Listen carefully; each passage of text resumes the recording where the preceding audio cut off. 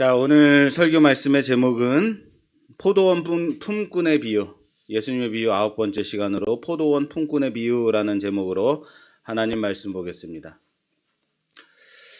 한동안 내 안에 내가 왜 이렇게 일찍부터 예수를 믿어서 하고픈 것도 못하고 내 마음대로 살지도 못하는가 원망 아닌 원망을 한 적이 있었어요.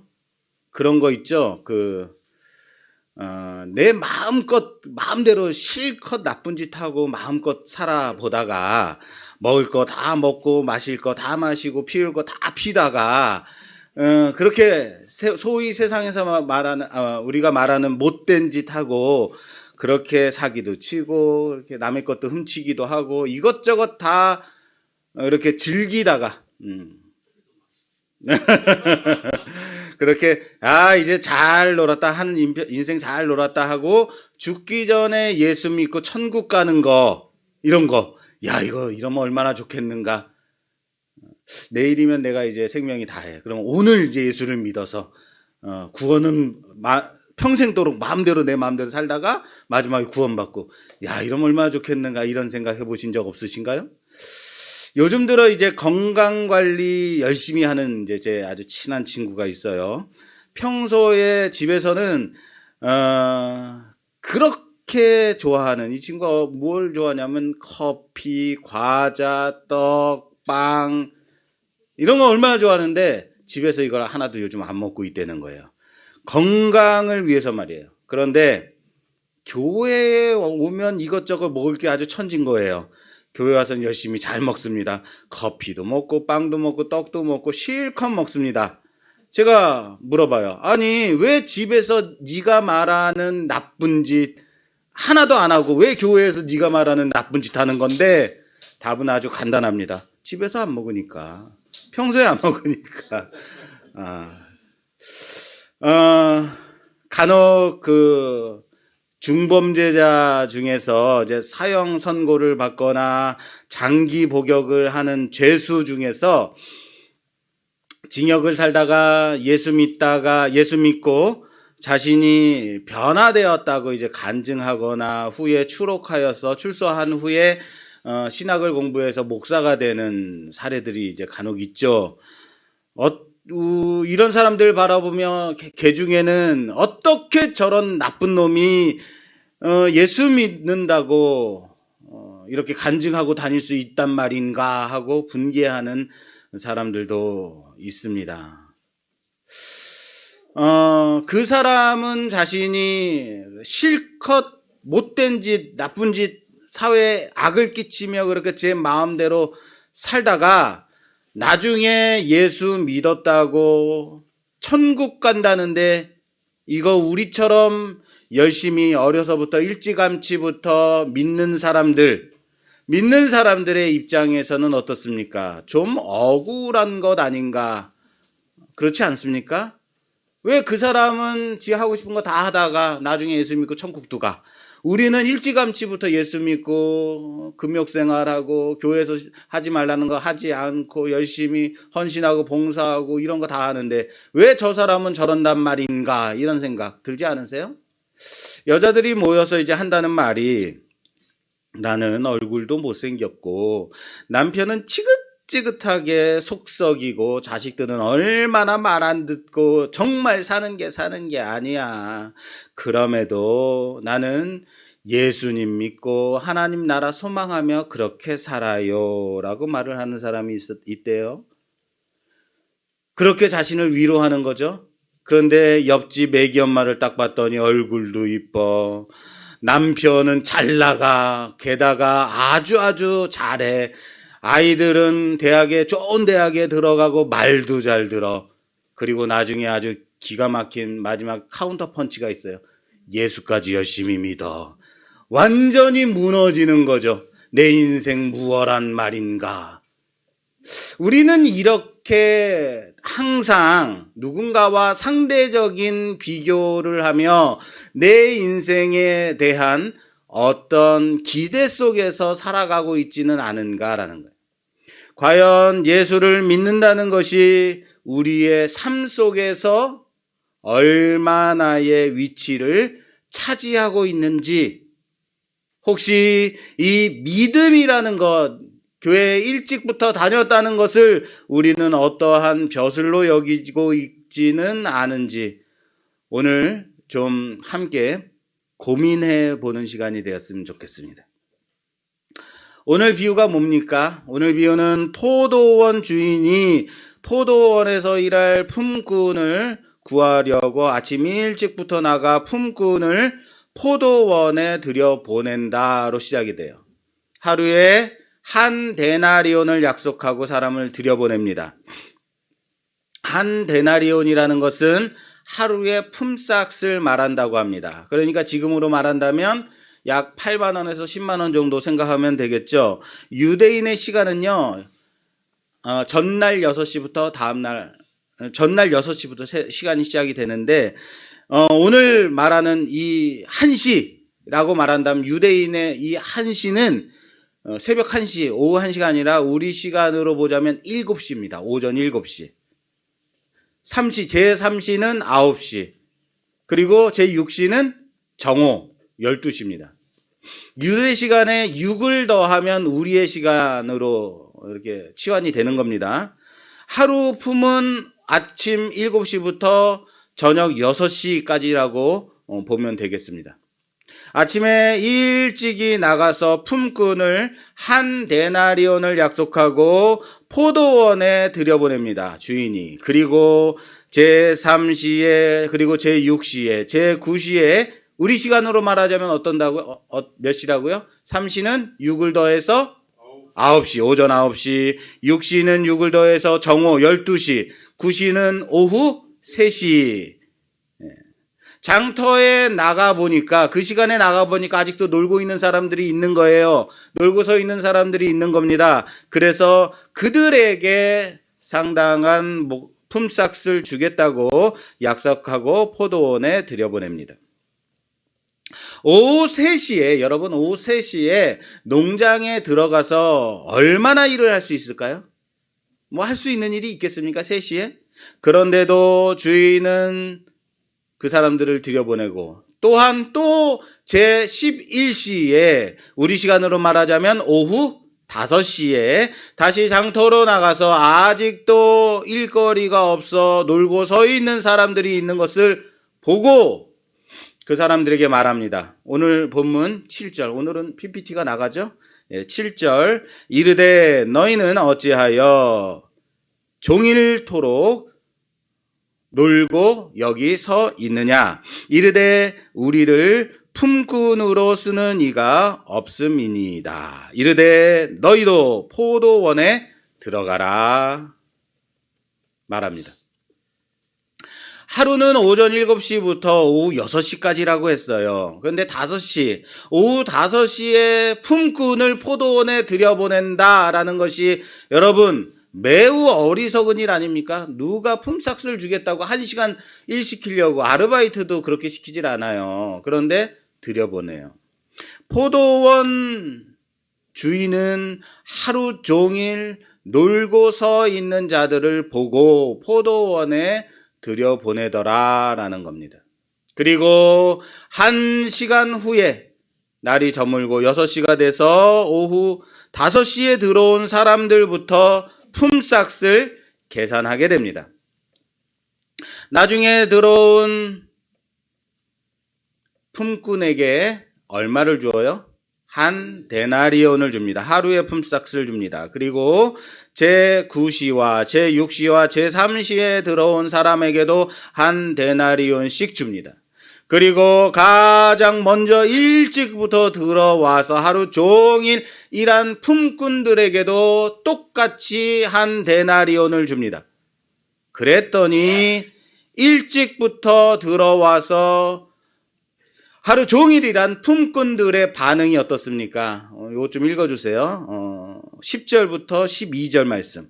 오늘 본문 20장 10절에서 12절 말씀. 먼저 온 자들이 와서 더 받을 줄 알았더니 그들도 한 데나리온씩 받은지라.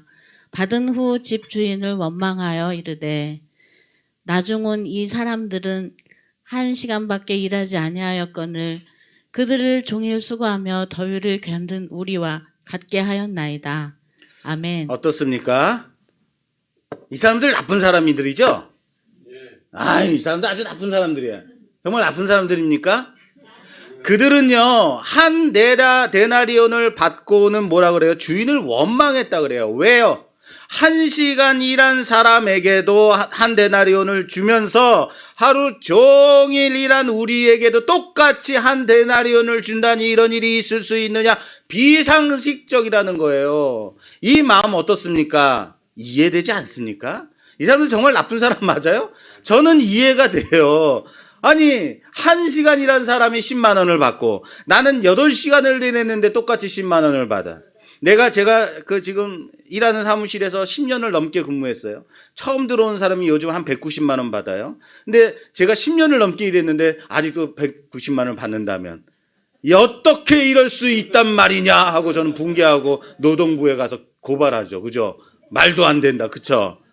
그러나 포도원 품꾼의 하루 삭시 얼마예요? 원래 한 데나리온인 거예요. 주인과 아침에 품꾼이 그렇게 약속을 하고 들여보냈다는 거예요. 그런데 약속한 정당한 품삯을 처음에 들어온 사람이 받았음에도 불구하고 왜 일찍 들어와 일한 품꾼들은 주인을 원망했을까? 왜 원망했다고요? 그렇죠. 나중에 들어온 품꾼들의 품삯과 자신이 받은 것과 똑같기 때문에 원망한 거예요. 정시부터 와서 하루 품삯을 받은 자는 어때요? 자신의 것을 받은 거예요. 그렇게 약속하고 들어왔으니까. 단지 나중에 들어온 품꾼이 자신이 들어와서 일한 시간에 비해서 어떻습니까? 더 받은 거죠. 나중에 들어온 사람이 더 많이 받은 것 뿐이다라는. 자신의 것을 받은 것을 공평 또는 공의라고 하죠.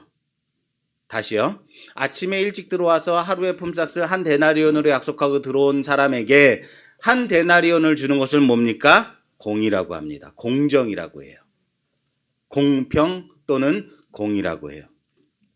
늦게 늦게 들어와서 1시간밖에 일하지 않았음에도 불구하고 더 받은 한 데나리온을 받은 사람들을 뭐라고 말할까요? 은혜 또는 자비라고 합니다. 나중에 들어온 사람에게 베풀어진 것이 뭐라고요? 은혜인 거예요. 그런데 오늘 본문을 잘 보세요. 오늘 본문을 잘 보면 1절에 이렇게 시작이 돼요. 천국은 마치 품꾼을 얻어 포도원에 들여보내려고 이른 아침에 나간 집주인과 같으니 라고 돼 있어요. 포도원 주인이 품꾼을 사는 목적이 뭐라고 되어 있냐면 포도원에 일을 시키기 위해서라고 되어 있어요? 그렇게 되어 있지 않아요. 포도원에 뭐 하려고요? 들여보내려고. 그냥 들여보내면 일을 하겠죠. 맞습니다. 들여보내면 일을 하겠지만 들여보낸다고 다 일을 하던가? 그에 대한 의문은 좀 있습니다. 뭐라고 되어 있냐면 포도원에 들여보내려고 아침에 일찍부터 장터로 사람을 찾아 나간 주인과 같다라고, 천국이 그런 곳이다라고 말하고 있어요. 그리고 제3시에도, 제6시에도, 제9시에도 장터로 나가서 사람들을 발견하고는 일을 하라고, 그 사람들을 부르는데 뭐라고 부르냐면 일을 하라고, 들어가라라고 되어 있지 않고 너희도 들어가라 라고 말하고 있어요. 일하라 라고 되어 있지 않아요. 들어가라. 주인은 일을 시키는 것이 목적이 아니라 포도원에 들여보내는 게 목적인 것 같지 않습니까? 그렇죠. 그리고 굳이 일을 마무리하는 오후 5시에 또 나가서 아무도 일을 시키지 않는 사람들을 불러다가 포도원에 들여보내는 겁니다. 주인의 의도가 다르다는 거예요.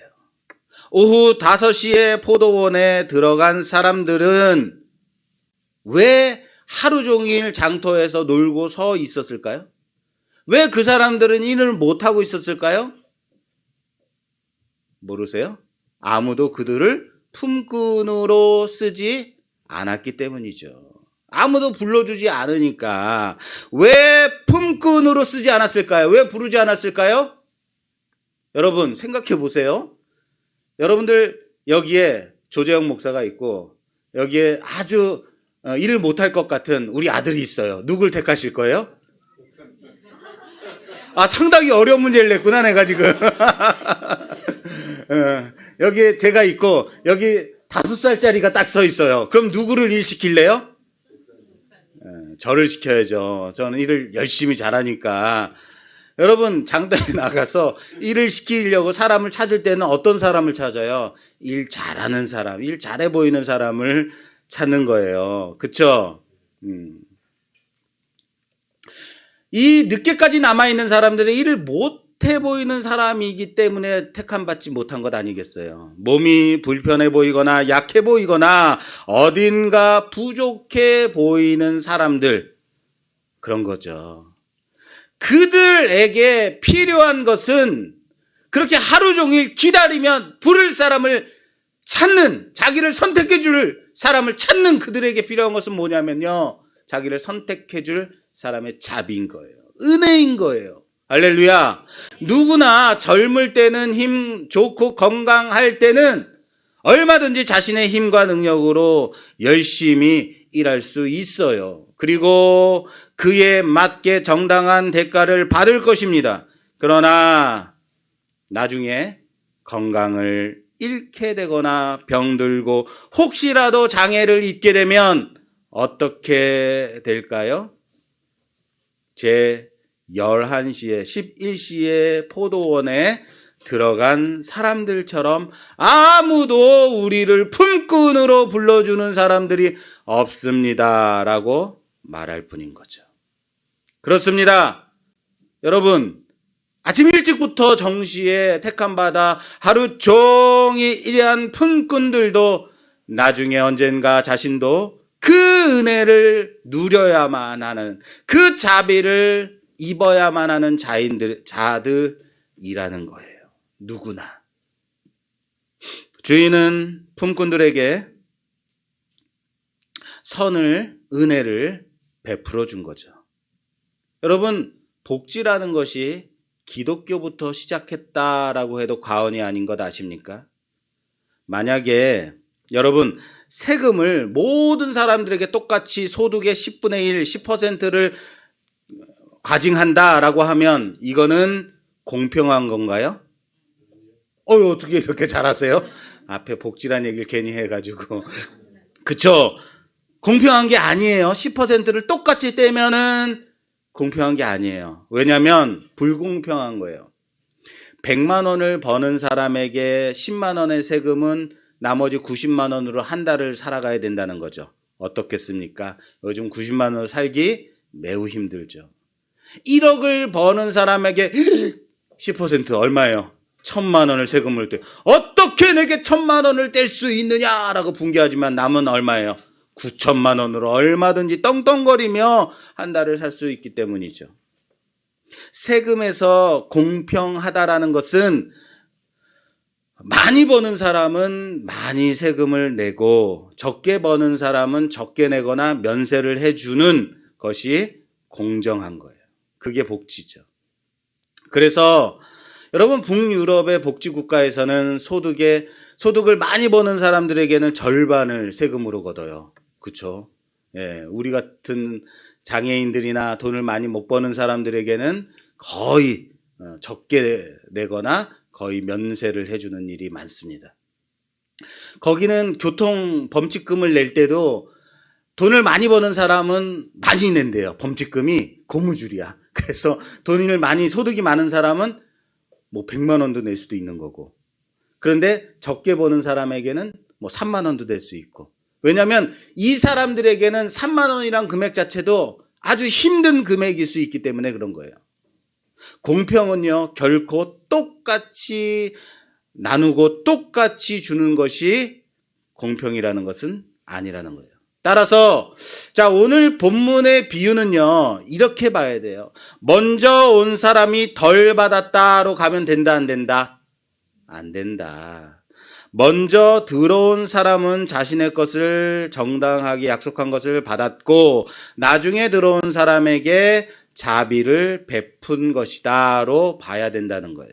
그래서 한 신학자는 이렇게 말했어요. 공의는 이루어졌고 거기에 더하여 자비가 베풀어졌다. 할렐루야. 멋있는 말 아닙니까? 공의는 이루어졌고 거기에 더하여 자비가 베풀어졌다. 자, 그렇다면 오늘 이 비유에 나오는 먼저 들어온 사람 그리고 나중 들어온 사람은 과연 누구일까요? 누구를 가리키는 말일까요? 먼저 들어온 사람.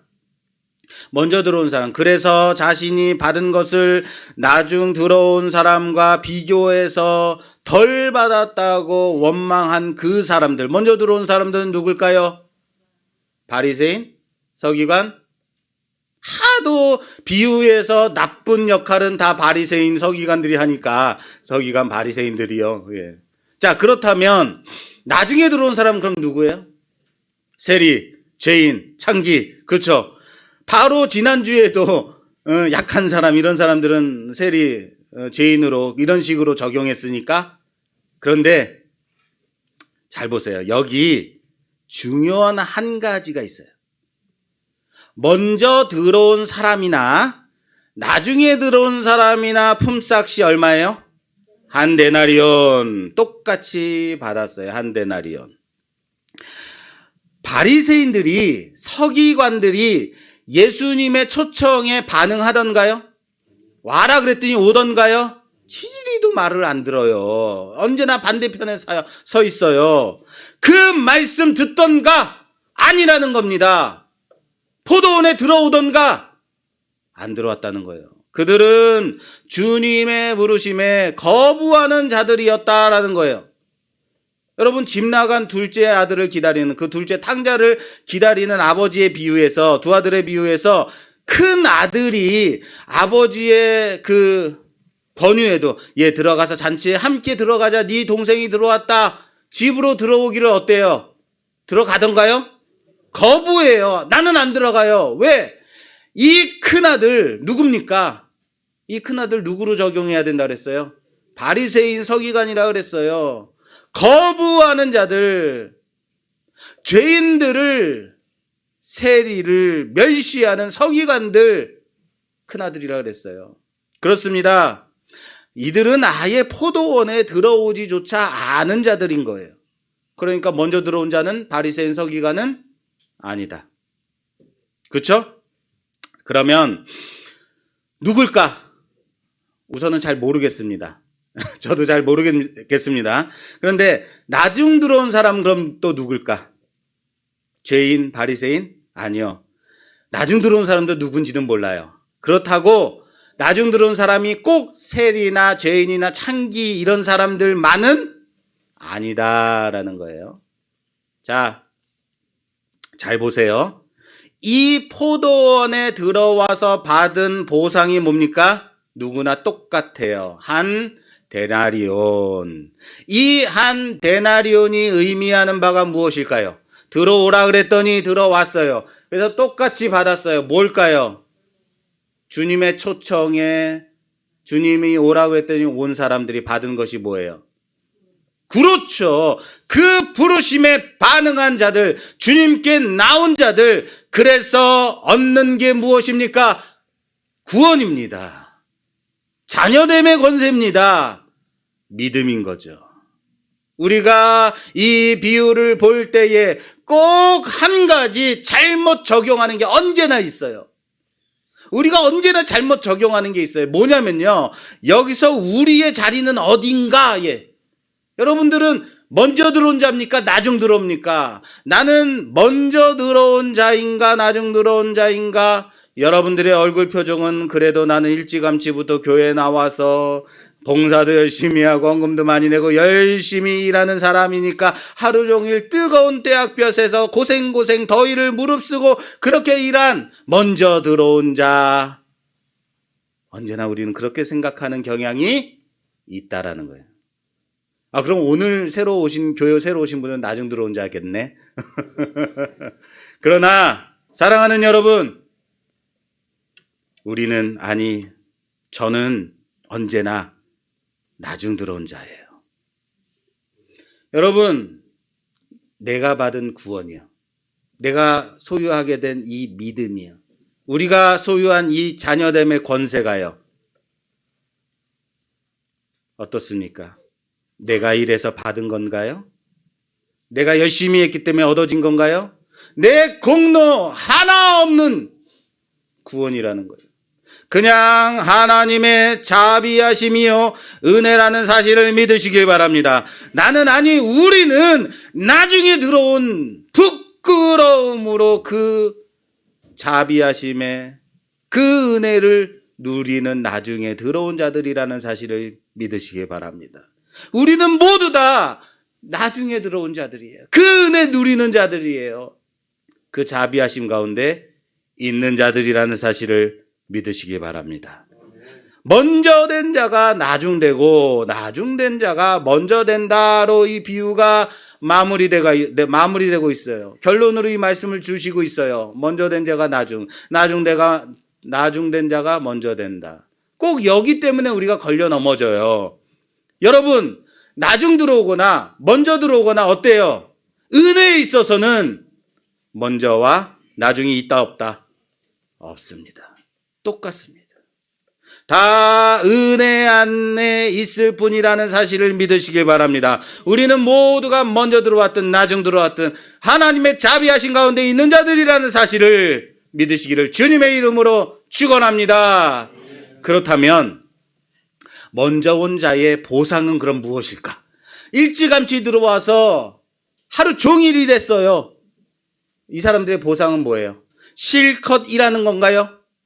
요즘 코로나 때문에 월급 루팡족이 늘었다라고 해요. 월급 루팡 도둑, 예? 월급 루팡족이 늘었대요. 왜냐하면 일하지 않고 그냥 급여만 받는 사람들을 가리켜서 월급 루팡족이라고 하는데 그렇게 부른다고 해요. 요즘 우리 시각장애인계도 그렇죠. 경로당이나 공공일자리에서 일하시는 분들, 저희 사무실에도 1년 내내 한 번도 출근 안 하셨어요. 그런데 급여의 70%를 주고 있어요. 그래서 가끔 출근 안 해도 받는 급여가 70%. 야, 괜찮다. 참 좋겠다라고 생각을 했거든요. 그런데 제가 그분들을 만날 때마다 남산에서 걸으면서 우리 시각장애인들 인사할 때마다 그 시각장애인들한테 물어봐요. 아유, 일하지 않고도 출근 안 해도 70% 받으니까 좋겠어요. 그랬더니 그분들은 100% 이렇게 말씀하세요. 아니에요. 죽겠어요. 일 좀 했으면 좋겠어요. 그게 아니에요. 라고 말씀하시더라고요. 아니, 놀아도 70% 받는데요. 일하는 것이 복이라는 사실을 믿으시기 바랍니다. 먼저 들어온 자들은요, 먼저 들어와서 일을 했다는 것으로 보상을 받은 거라면요. 어떻습니까? 동의 안 되세요? 여러분 탕자의 비유, 두 아들의 비유에서 보세요. 큰아들이 집 나간 둘째 아들이 들어왔다고 큰 잔치를 벌여놨는데 거기에 들어가기를 거부해요. 그랬더니 아버지를 못마땅하게 생각하고 따져요. 내게는 내 친구들과 이렇게 즐기게끔 잔치를 언제 한 번 벌여준 적이 있습니까? 라고 따져요. 그리고 들어가기를 거부해요. 그런 큰아들에게 아버지가 그를 설득해요. 누가복음 15장 31절 32절 누가복음 15장 31절 32절 봉독해 주세요. 아버지가 이르되 예 너는 항상 나와 함께 있으니 내 것이 다 내 것이로되 이 내 동생은 죽었다가 살아났으며 내가 잃었다가 얻었기로 우리가 즐거워하고 기뻐하는 것이 마땅하다 하니라. 아멘. 아멘. 자, 아버지가 큰아들에게 뭐라고 말해요? 뭐라고 말해요? 내 것이 다 네 것이 아니냐라고 말해요. 아버지의 것 다 네 거다라고 말해요. 그런데 언제나 우린 내 것에, 네 것에 언제나 관심이 많으니까. 그런데 더 중요한 게 그 앞에 있는 거예요. 그 앞에 있는 것이 뭐예요? 너는 항상 나와 함께 있었지 않았느냐.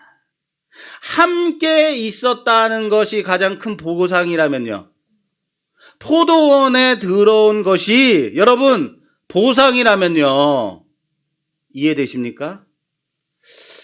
결혼하기 전에 저와 제 아내는 정말로 가진 것 하나 없이 그렇게 살았습니다. 그렇게 데이트도 하고 그렇게 만났습니다.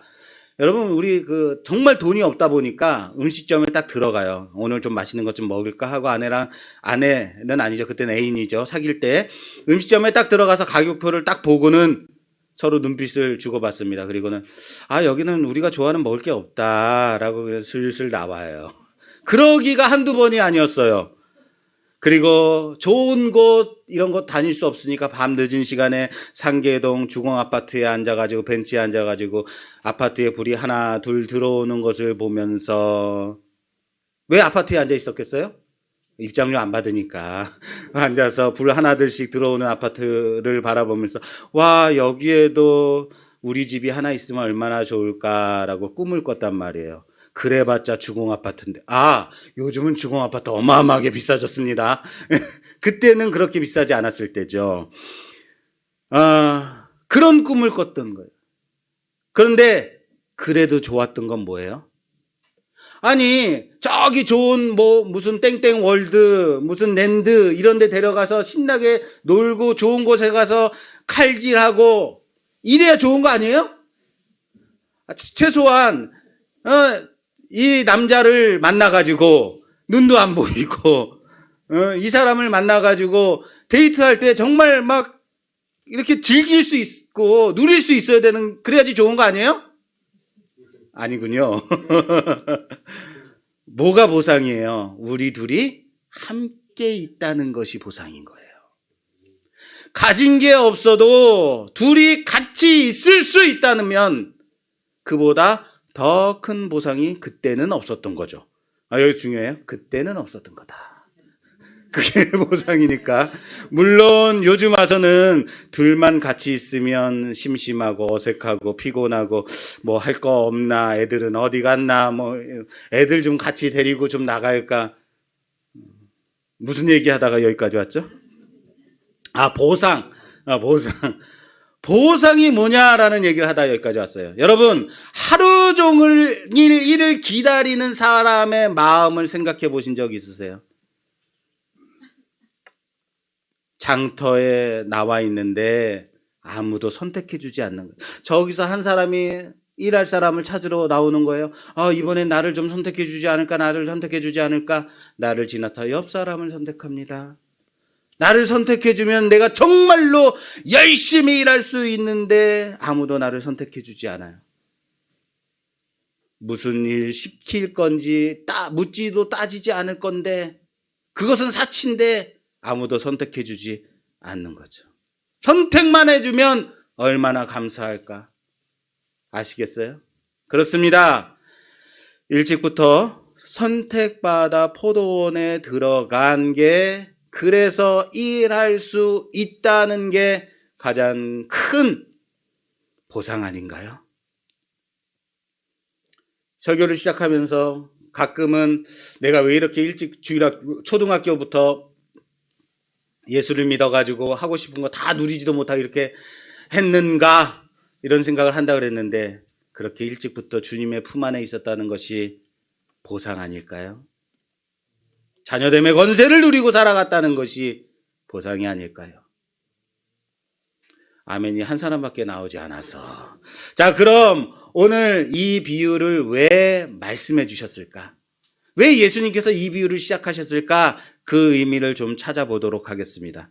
자, 오늘 이 비유 바로 앞에 오늘 20장 1절인데 바로 앞장의 마지막 절이 이렇게 시작이 돼요. 이렇게 마무리돼요. 19장 30절입니다. 19장 30절. 그러나 먼저 된 자로서 나중되고 나중된 자로서 먼저 될 자가 많으니라. 할렐루야. 이상하다. 뭐가 나와요? 이 말씀은 오늘 본문 마지막 절 16절에도 똑같이 나오는 말씀 아닌가요? 그렇죠? 오늘 본문 마지막 절에도 이렇게 나옵니다. 20장 16절. 이와 같이 나중된 자로서 먼저 되고 먼저 된 자로서 나중되리라. 그렇죠? 바로 이겁니다.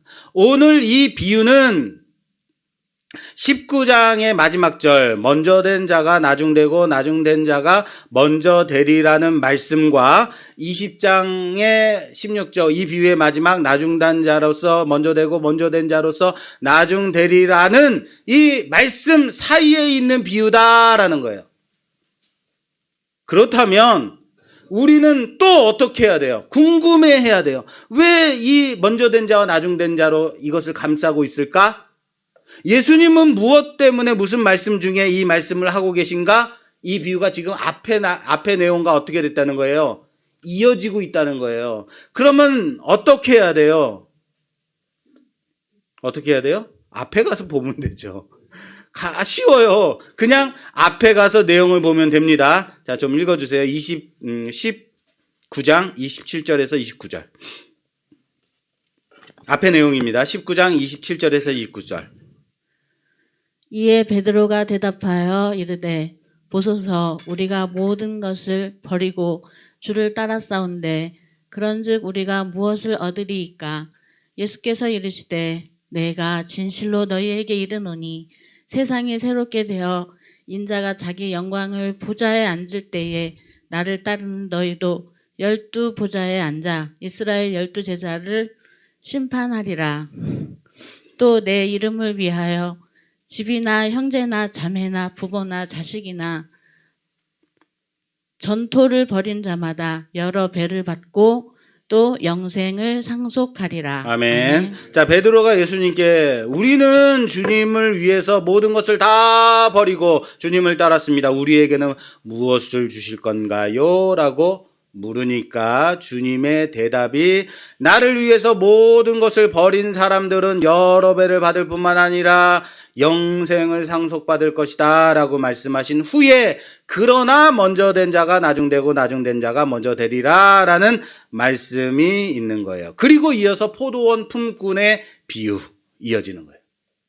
그렇다면 또 여기서 왜 베드로는 하필 이 베드로는 갑자기 주님께 뭘 주실 건가요? 왜 물어봤을까요? 우리는 모든 것을 다 버리고 주님을 따랐는데 우리에게 뭘 주실 건데요? 라고 말하게 된 배경이 또 있겠죠. 그래서 우리는 또 다시 그 앞에 베드로가 말하는 그 앞에 내용을 살펴보면 돼요. 자, 19장 16절에서 18절 읽어주세요. 16절에서 18절. 어떤 사람이 주께 와서 이르되 선생님이여 내가 무슨 선한 일을 하여야 영생을 얻으리이까? 예수께서 이르시되 어찌하여 선한 일을 내게 묻느냐? 선한 이는 오직 한 분이시니라. 내가 생명에 들어가려면 계명들을 지키라. 이르되 어느 계명이니까? 예수께서 이르시되 살인하지 말라, 간음하지 말라, 도둑질하지 말라, 거짓 증언하지 말라. 자, 오늘 포도원 품꾼의 비유는 여기서부터 봐야 되는 거예요. 여기서부터 시작이에요. 보세요.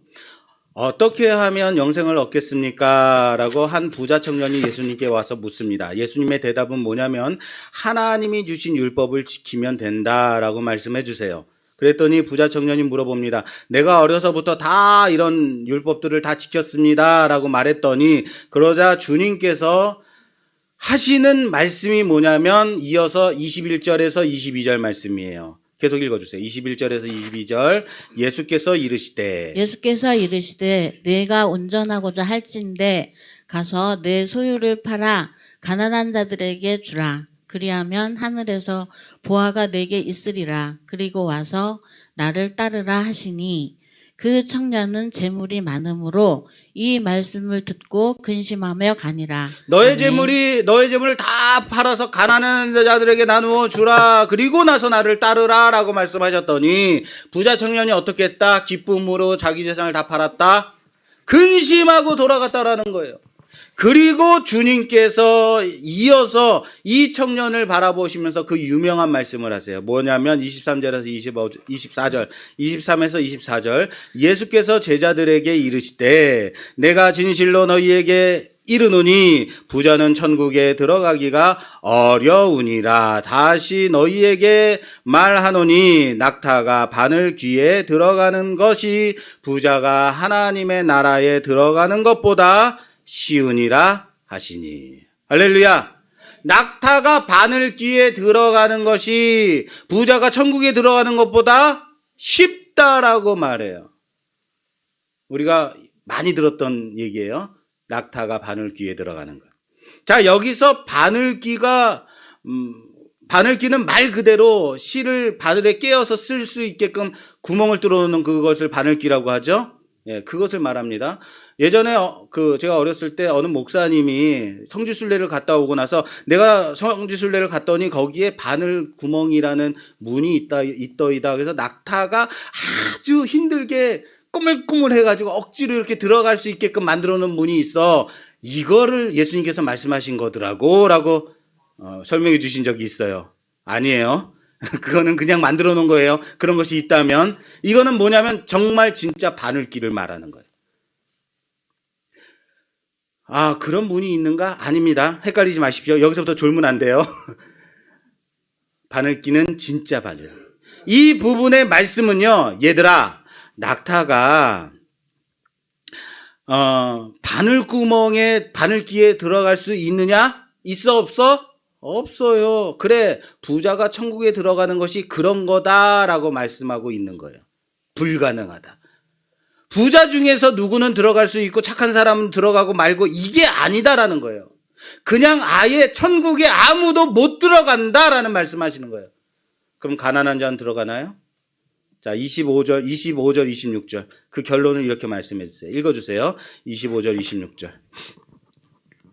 제자들이 듣고 몹시 놀라 이르되 그렇다면 누가 구원을 얻을 수 있으리이까? 예수께서 그들을 보시며 이르시되 사람으로는 할 수 없으나 하나님으로서는 다 하실 수 있느니라. 아멘. 아멘. 바로 이 말씀에 때문에 낙타 얘기가 나오는 거예요. 낙타의 바늘귀가 나오는 거예요. 사람으로는 된다, 안 된다? 안 된다. 불가능하다. 낙타가 바늘귀에 들어갈 수 있느냐? 없다. 절대 없다. 그래서 하나님이 필요한 거다. 그래서 하나님의 자비하심이 필요한 거다. 그래서 하나님의 은혜가 필요한 것이다. 하나님으로는 가능하다라고 말씀하고 있다는 사실을 믿으시길 바랍니다. 그러자 베드로가 보란 듯이 주님! 저기 근심하고 돌아가는 부자 청년의 그 등을 바라보면서 주님! 우리는 저 부자 청년과 같지 않습니다. 우리는 우리의 모든 것을 다 버리고 주님을 따랐습니다. 이 말이 나오는 거예요. 그 부자 청년을 바라보면서 우리에게는 무엇이 준비되어 있습니까? 무엇을 주시겠습니까? 아시겠습니까?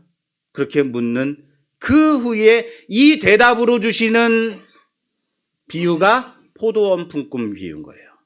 그 이어지는 비유인 거예요. 아시겠어요? 자, 그래, 너희가 버린 것에 여러 배를 받을 것이다. 그러나 먼저 된 자가 나중되고 나중된 자가 먼저 될 것이다. 그리고 포도원 품꾼의 비유, 그리고 나중된 자가 먼저 된다라는 말씀으로 마무리 짓는 거예요.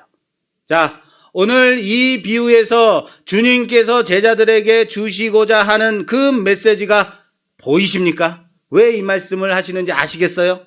우선 주인이 품꾼들에게 하루 품삯을 결산해 줍니다. 그때는 언제일까요? 결산해 주는 때. 우리에게 적용한다면. 물론 저물 때겠죠. 일을 다 마친 후겠죠. 자, 우리에게 적용한다면 우리에게 언제 이 결산을 해 주실까요? 언제요? 예. 이렇게 돼 있어요. 19장 28절 예수께서 이르시되 내가 진실로 너희에게 이르노니 세상이 새롭게 되어 인자가 자기 영광의 보좌에 앉을 때에 영광의 보좌에 앉을 때 영광의 보좌에 앉을 때 언제가 영광의 보좌에 앉을 때일까요? 요한복음 21장 1절 말씀에는 예수께서 이 말씀을 하시고 눈을 들어 하늘을 우러러 이르시되 아버지여 때가 이르러 싸우니 아들을 영화롭게 하사 때가 이르렀다 아들을 영화롭게 영광의 보좌에 아시겠어요? 때가 이르렀다 아들을 영화롭게 해달라고 주님께서 기도하시는 장면에서 우리는 알 수 있습니다. 그리고 기도한 후에 주님은 어떻게 돼요? 대제사장들에 의해서 붙잡혀서 재판을 받으시고 십자가를 지고 고난을 받으신 후에 죽임을 당하고 사흘 후에 부활하십니다. 자, 모든 사망 권세에 이기시고 하늘 보좌에 앉으시게 되는 것이 바로 이때라는 거예요. 바로 이때 언제예요? 예수님이 영광을 얻으실 그때. 지금 이 포도원 품꾼의 비유는 언제를 말하냐면 이 세상 끝날에 있을 일이 아니에요. 예수님이 다시 오실 재림의 때를 말하는 것이 아닙니다. 우리가 언제나 사도신경에서 우리가 기도하잖아요. 하나님 우편에 앉아 계시다. 지금 예수님이 앉아 계시는 거예요. 그 보좌에. 잠시 후 예수님이 붙잡혀서 십자가에 죽임을 당하시고 부활하신 그 후에 일어날 일인 거예요. 우리가 얻을 한 데나리온, 이 한 데나리온에 대해서 말씀하시고 계시는 거예요. 그때 받을 데나리온. 뭐겠어요? 베드로처럼 우리는 다 버리고 주님을 따랐습니다 라고 말해요. 무엇을 더 주시겠습니까? 라는 자들에게 주님께서 한 데나리온을 주겠다라고 말씀하시는 거예요. 먼저 된 자가 나중되고 베드로가 그리고 주님의 제자들이 먼저 부르심을 받았어요. 그래서 한 데나리온을 받는 자들 어떻게 됐어요? 주님을 따른 것은 이 제자들이 주님을 따른 것은 단지 주님의 말씀이 좋아서 너무나도 훌륭해서 아니에요. 주님이 영광의 보좌에 앉으실 때에 하나는 보좌 우편에 하나는 보좌 좌편에 앉게 해달라는 그 보상 때문에 앉아 있었던 것 아닌가요? 따랐던 것 아닌가요? 주님 그러니까 우리에게 무엇을 더 주실 건데요? 그 영광의 때 바라보며 주님 따랐던 것 아닌가요? 그런데 그 품삯은 한 데나리온이라는 사실을 믿으시기 바랍니다. 일찍 들어와 하루 종일 고생한 사람도 나중에 들어와 은혜로 자비로 부끄럽게 그렇게 구원을 얻은 자들도 같은 한 데나리온이라는 사실을 믿으시기 바랍니다. 한 데나리온이 뭐라고 했습니까? 뭐라고 그랬어요? 구원입니다. 예수님을 믿는 믿음입니다. 그래서 예수님을 믿음으로 우리는 구원을 얻었다라고 말해요. 하나님의 은혜입니다. 하나님의 자녀되었다. 하나님의 자녀됨이다라고 말해요. 영생을 소유하게 되었다라고 말해요. 그게 우리에게 주어진 품삯이라면요. 그런데 가장 늦게 들어와 한 데나리온 받은 자이면서도 불구하고 나는 얘보다는 더 일찍 들어왔는데 나는 더 많이 일했다고 나는 그래도 짧은 시간이었지만 열심히 일했는데 라고 하면서 제가 받은 것보다 더 받게 해주세요 라고 따지고 있지 않은가. 뭘 더 받겠다고요? 뭘 더 받으려고 그러세요? 예수 믿으면 구원받습니다. 믿으십니까? 예수 믿으면 구원받아요. 그래서 교회 다니고 열심히 예배 드리는 겁니다. 그런데 이렇게 예배를 드리면서도 구원에는 관심이 없어요. 영생에는 관심이 없다면요. 말씀에는 관심이 없다면요. 이렇게 교회에 나와줬으니까 천국은 당연한 거고요. 물질의 복 받게 해주세요. 더 좋은 것 갖게 해주세요. 건강의 복 받게 해주세요. 나는 성가대로 교사로 나는 그렇게 헌신하고 봉사했으니까 헌금 많이 냈으니까 구원은 당연하고요. 그 외에 물질의 복, 건강의 복, 자녀의 복 받게 해주세요라고 세상에서 말하는 그런 영광 달라고 하고 있지 않느냐라는 거예요. 우리에게 뭘 더 주실 건가요? 언제 일어날 일이라고 했어요? 이 일이요. 주님께서 십자가에 죽으신 후에 다시 부활하신, 고난을 다 받으시고 다시 살아나신 그때 일어날 일이라는 거예요. 무슨 말입니까? 베드로가 주님, 우리는 모든 것을 버리고 주님을 따랐습니다 라고 말해요. 뭘 더 주실 건데요? 라고 말해요. 그래, 나의 영광의 그때에 이 일이 일어날 것이다 라고 말씀하시는 겁니다. 뭐가요? 영광의 때, 그때에 베드로에게 일어난 일. 베드로는 환난과 핍박을 받고 십자가에 거꾸로 못 박혀 죽임을 당했어요. 여기 있었던 주님의 제자들, 모든 제자들은 다 순교를 당하고 배임을 당하고 끓는 물에 던짐을 당하고 그렇게 죽임을 당했습니다. 인생의 복, 물질의 복, 건강의 복, 기독교에는 이런 거 없다면요. 어떻게 하실 거예요? 한 데나리온의 은혜라면요. 그것도 끈물에 느지막하게 주인의 자비하심과 은혜로 이곳에 들어와 한 데나리온 받은 자들이 바로 우리라면요. 사랑하는 여러분, 교회를 얼마나 다녔는가가 나의 공로가 아니라면요. 내가 얼마나 전도했느냐, 내가 얼마나 봉사를 많이 했느냐, 어떤 직분을 맡았느냐, 얼마나 수고했느냐가 우리의 공로가 아니다라는 거예요.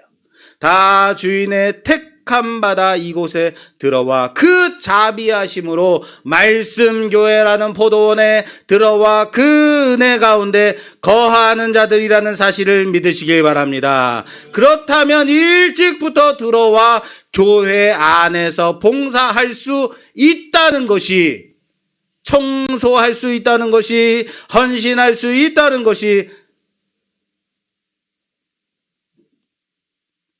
그것이 복이라면요.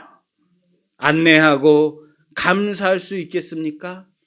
먼저 들어온 자들의 보상이 하나님 전에 와 있다는 것이 우리의 한 데나리온의 보상이라는 사실을 믿으시길 바랍니다. 저기 바깥 어두운 곳에서 이를 갈고 있지 않다는 것이 얼마나 감사한 일인데요. 따뜻한 주님의 그 은혜의 전에 들어와 주님을 찬양한다는 것이 아버지와 함께 항상 거한다는 게 보상이라는 사실을 믿으시길 바랍니다. 오늘 이 포도원 품꾼의 비유를 시작하게 된 첫 번째 내용이 뭐였어요? 부자 청년 얘기였어요. 그 부자 청년의 질문을 다시 한번 되짚어보면서 오늘 말씀을 마무리하고자 합니다. 부자 청년이 이렇게 말해요. 19장 16절에 어떤 사람이 주께 와서 이르되 선생님이여 내가 무슨 선한 일을 하여야 영생을 얻으리까? 부자 청년이 뭘 물었어요? 부자 청년의 질문은 복이 아니에요. 영생입니다. 어떻게 하면 영생을 얻겠습니까? 라는 질문이었어요. 베드로는 그 부자 청년을 바라보면서 뭐라고 말해요? 27절에 이에 베드로가 대답하여 이르되 보소서 우리가 모든 것을 버리고 주를 따라 싸우매 그런즉 우리가 무엇을 얻으리까? 우리는 모든 것을 다 버리고 주님을 따른 자들입니다. 그래서 무엇을 더 주실 건데요? 라고 질문하고 있어요. 질문이 어떻게 됐어요? 왜곡되고 있어요. 영생을 물어봤더니 무엇을 더 줄 거냐고 물어보고 있어요. 그리고 마지막으로 오늘 본문 일찍부터 포도원에 들어와서 정당한 약속된 한 데나리온을 받은 품꾼들의 말로 마무리를 짓겠습니다. 좀 읽어주십시오. 10절에서 11절. 10절 먼저 온 자들이 와서 더 받은 자가 더 받을 줄 알았더니 그들도 한 데나리온씩 받은지라. 받은 후 집주인을 원망하여 이르되 나중 온 이 사람들은 1시간밖에 일하지 아니하였거늘 그들을 종일 수고하며 더위를 견딘 우리와 같게 하였나이다. 어떻게 하면 영생을 얻겠습니까? 라는 질문으로 시작했는데 우리는 일찍부터 들어와서 열심히 일했으니까 우리에게 더 달라고 원망하고 있는 우리를 본다고요. 아시겠어요? 왜 이것밖에 주지 않느냐고, 왜 이것밖에 없느냐고 주인을 원망하는 포도원 품꾼, 그 원망이 우리의 원망은 아닌가요? 도대체 우리는 어디에 관심을 가지고 교회를 어디에 관심을 가지고 무엇을 얻기 위해서 여기에 앉아 있느냐라는 거예요. 점검하는 여러분들이 되시기를 주님의 이름으로 부탁합니다. 주님만 있으면 돼요. 주님으로 만족해요. 그러니까 무엇을 더 주시겠나요? 아니에요. 이런 속된 요구 속에 있는 우리를 점검하는 이 시간 되기를 바랍니다. 먼저 들어왔다고 더 달라고 원망하는 자들이 아니라 나중에 우리는 모두가 나중에 들어온 자야. 나는 주의 자비하심과 주님의 은혜로, 주인의 은혜로 나중 들어와 주인의 그 자비와 은혜로 영생을 얻게 됨에 감사하며 포도원에서 나의 몫이 무엇인가 그것을 감사함으로 감당하며 살아가는 우리가 되기를 주님의 이름으로 부탁합니다. 나중 들어온 자로서 감사의 말로 하나님 앞에 영광 돌리는 우리 모두가 되기를 주님의 이름으로 축원합니다. 축원합니다.